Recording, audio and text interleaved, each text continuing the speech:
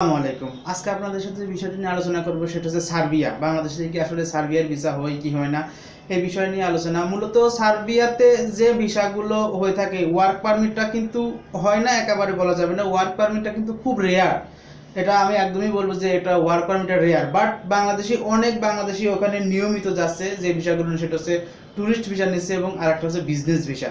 ওখানে কিন্তু খুব ভালো বিজনেস ভিসা হয়।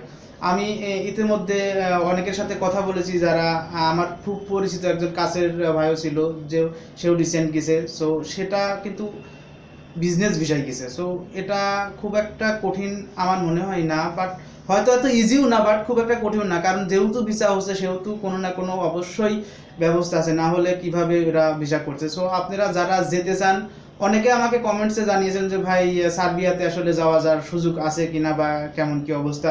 তো এই বিষয় নিয়ে আজকে যেহেতু ভিডিওটা মেক করা মূলত তাদের জন্য যে হ্যাঁ ভাই সার্বিয়াতে যেতে পারেন, কারণ অনেকে ইউরোপে যাওয়ার জন্য ট্রানজিট হিসাবেও এটাকে ইউজ করে থাকে সার্বিয়া।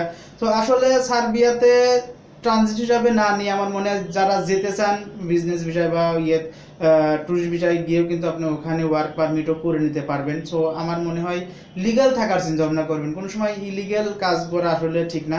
তো যারা মূলত ইউরোপে যেতে চান তাদের জন্য ভালো একটা অপরচুনিটি, এখানে আপনারা গেলে যেতে পারেন এবং খুব দ্রুতই গতিতেই ভিসাগুলো হচ্ছে, হয়তো খুব হিউজ পরিমাণ হচ্ছে না, বাট যারা মোটামুটি অ্যাপ্লাই করতেছে প্রপার ওয়েতে, যারা অ্যাপ্লাই করতে পারতেছে বা অ্যাপ্লাই জন্য যে ডকুমেন্টসগুলো রেডি করা লাগে সেই ডকুমেন্টসগুলো যারা রেডি করে অ্যাপ্লাই করছে তাদের কিন্তু ভিসা হচ্ছে।